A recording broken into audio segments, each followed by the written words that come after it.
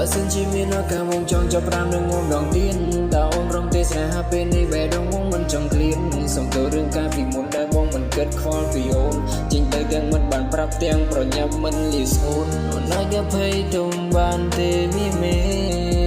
លើនេះមិនណយខុសទៀតទេមានស្នេហ៍បងនឹកអូនណាเดินแต่กับผู้ยืนตรอกสาสองคณีអង្គុយតែពីអ្នកនៅមាត់ទន្លេកោនូរីយប់ដល់សែនស្ងាត់ខ្យល់ត្រជាណាអូនលើស្រឡាញ់មិនចង់ឃ្លានអូនយកស្មាបងធ្វើជាខ្នើយកំហុសដែលបងសាំបងចង់សមោយអូនអភ័យលក្ខខណ្ឌពីបាយ៉ាងណាក៏មកតែបងឃ្លាតពីថ្លៃ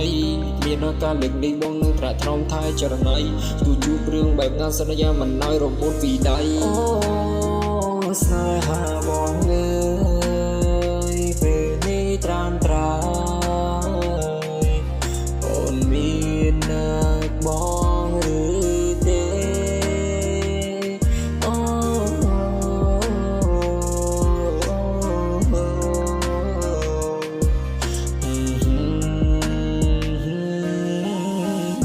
បើសិនជាមានឱកាសមកចង់ចាប់ប្រាំនឹងងំដងទៀនតើអូនរំទេស្នេហាពេលនេះបែរដងងមិនចង់ឃ្លានសុំទៅរឿងកាលពីមុនដែលបងមិនគិតខ្វល់ពីអូនចេញទៅទាំងមិនបានប្រាប់ទាំងប្រញាប់មិនលីស្អូនតែព្រេងដល់ស្រទន់នឹងព្រិសេតមកដកជុំក្នុងចិត្តបងពេលនេះបាត់អូនទៅណាបងចង់ប្រាប់ថានឹកអូនណាស្នេហ៍ស្នងចង់ឲ្យរូបអូនមេតានឹងលើកលែងតោឲ្យបងផងព្រោះតែចិត្តបងនៅស្នេហ៍បងចង់មើលថែមិនចង់ប្រជុំ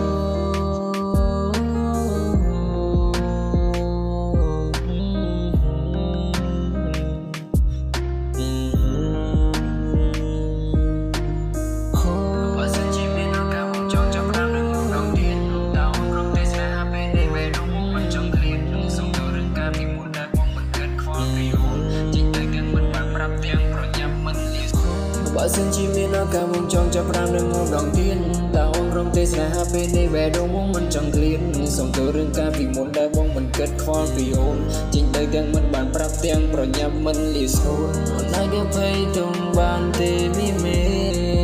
លើនេះមិនណយខុសទៀតទេមានស្នេហ៍បងនឹកអូនណានៅតែเดินតែกับผู้ยืนត្រកសាសងគ្នាអង្គុយតែពីអ្នកនៅមាត់ទន្លេកោនូរី